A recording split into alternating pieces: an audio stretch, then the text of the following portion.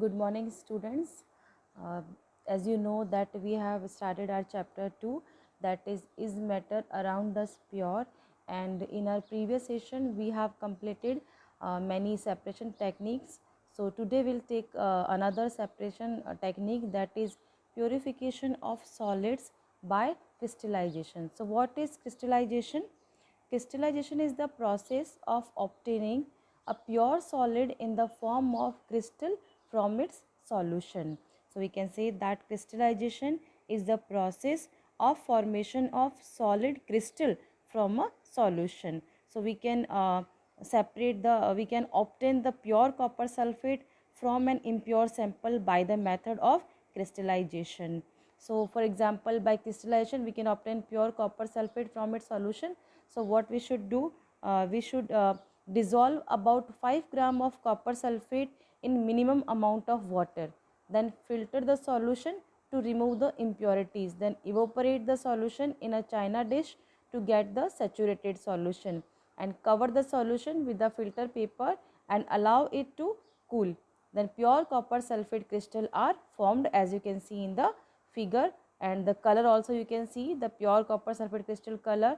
The first in the china dish you can see impure copper sulfate is there, then you can see the pure copper sulfate crystal. So what we have to do, we have to take suppose approximately 5 gram of impure sample of copper sulfate in a china dish, then dissolve it in minimum amount of water, then filter the impurities out, then evaporate water from the copper sulfate solution so as to get a saturated solution, then cover the solution with a filter paper and leave it undisturbed at the room temperature to cool slowly for a day. Then you will obtain crystal of copper sulfate in the china dish. So this process is called crystallization.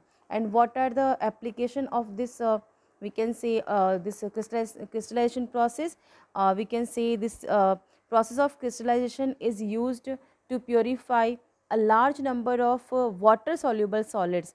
That means for purification of salt that we get from seawater, and separation of crystal of alum, that is known as a fitkari, from impure sample. So we can say that crystallization is a better technique than evaporation, because in evaporation solid gets charred, we can say decomposed, but such problem is not occurred in crystallization, and the soluble impurities are not separated in evaporation, but in crystallization the impurities remain in the solution. So this is the better technique than evaporation, we can say. So students, now we will study about the type of pure substances. That we know already, that pure substance means pure substance is made up of only single kind of a particle, we can say. Then pure substance is classified into two main category, that are elements and compounds. So first we will discuss about the elements. What are elements?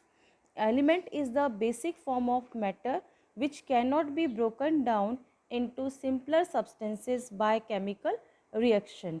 And elements are of three types. They are metal, non-metals and metalloids.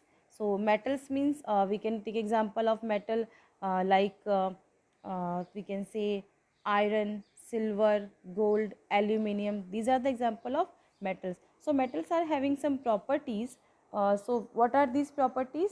Metals have luster, they are malleable and ductile, and metals are good conductor of heat and electricity, and freshly cut surfaces of metal have bright shine, that's why they are calling metallic luster. And as we know that metals are malleable, that means they can be hammered to form thin sheet, for example aluminium and gold, silver. And metals are ductile, that means they can be drawn into thin and fine wires. So these are the properties of metals, and metals are sonorous also. Then properties of non-metals. So the example of non-metals are carbon, oxygen, nitrogen, chlorine, and their properties are usually opposite to of these metals, we can say. Non-metals are poor conductor of heat and electricity, non-metals are not ductile, non-metals are not lustrous, and non-metals show variety of colors. For example, sulfur is yellow, bromine is reddish brown, chlorine is uh, yellowish green, we can say. So the properties of non-metals are that they do not have luster, they are not malleable or ductile, they are poor conductor of heat and electricity. Then metalloids. What are metalloids? Metalloids are the element which show some properties of metals and some properties of non-metals. For example, boron, silicon, germanium, these are the example of we can say metalloids. Now students will study about the compound, that is also pure substance.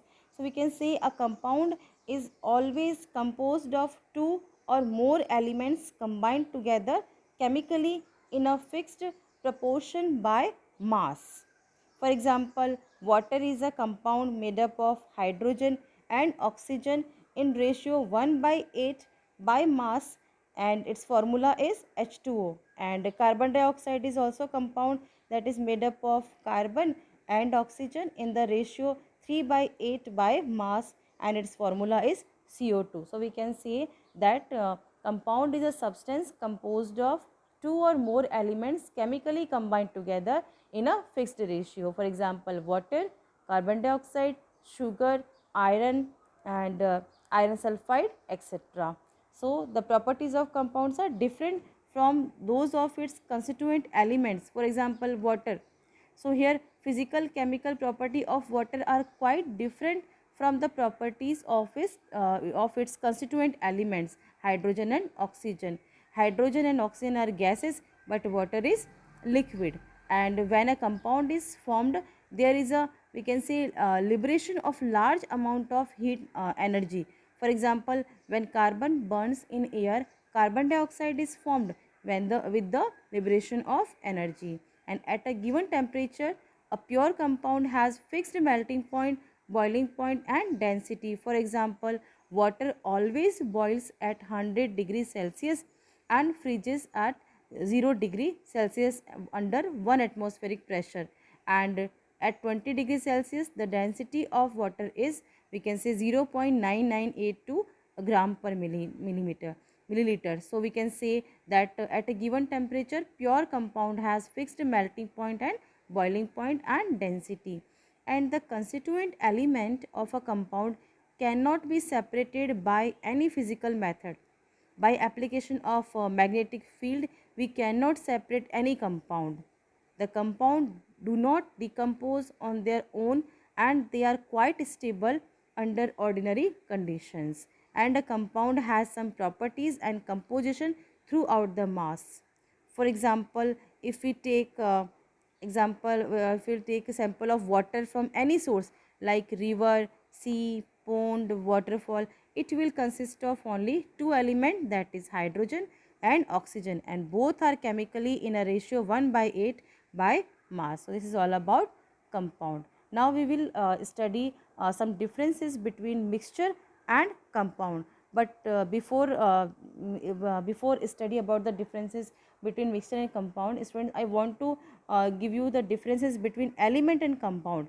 So an element is a pure substance which is composed of only one type of atom, but a compound is also a pure substance which is composed of two more type of atoms, we can say.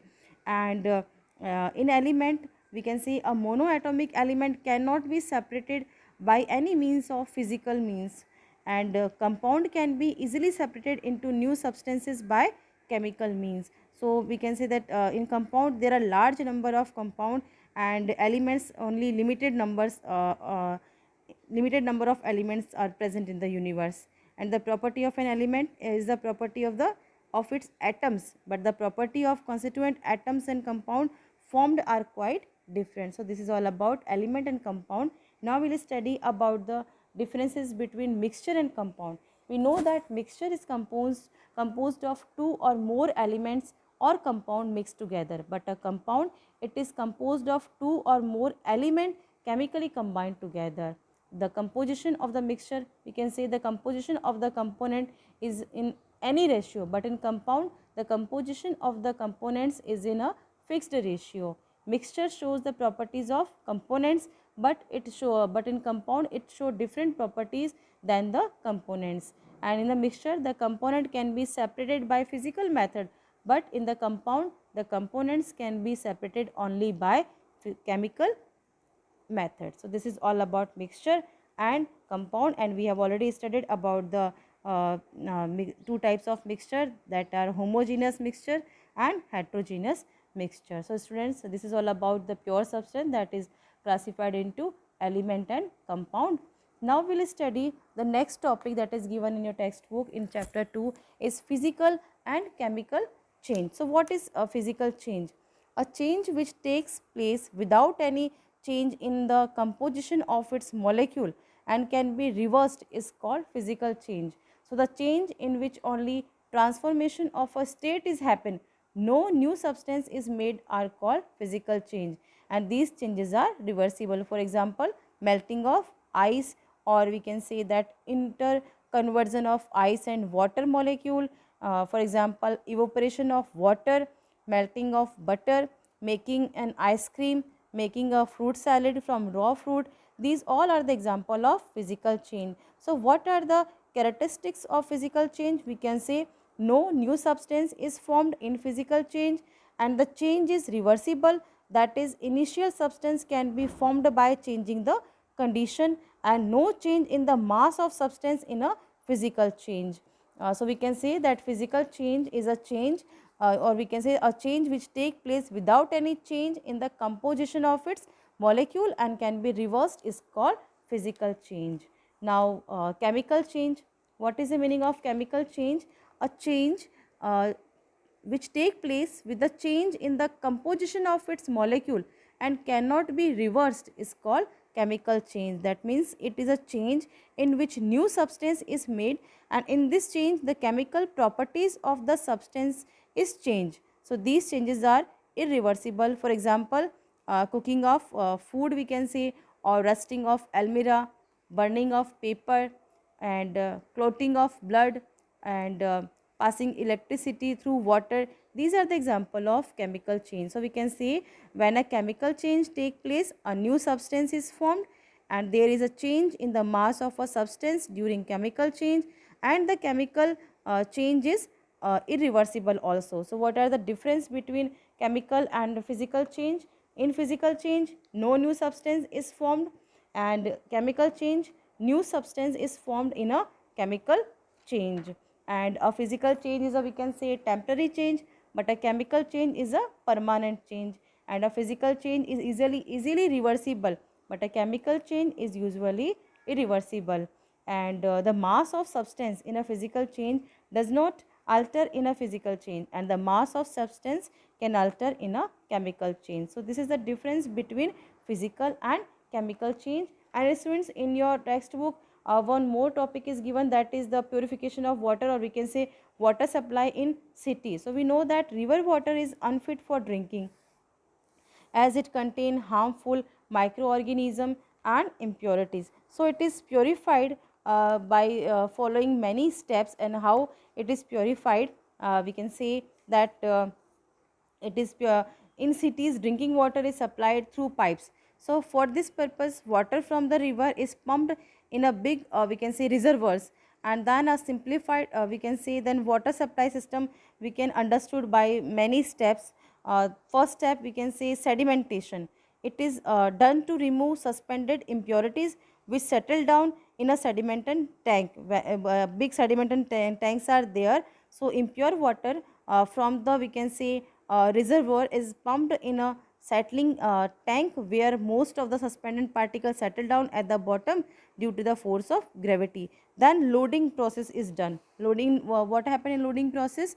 Water is passed over we can say alum, that is known as fitkari, which is present in a loading tank to speed up the process of sedimentation. Then filtration is done.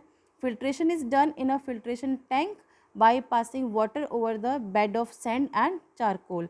Then we can say one big tank is there, and in the last the bleaching powder is added to the water to kill harmful bacteria. Then the pure water now goes to your house. So this is all about the purification of water. Now students, with this topic we have completed our chapter 2. So you have to read this chapter and you have to make the notes of this chapter. So thank you and have a nice day.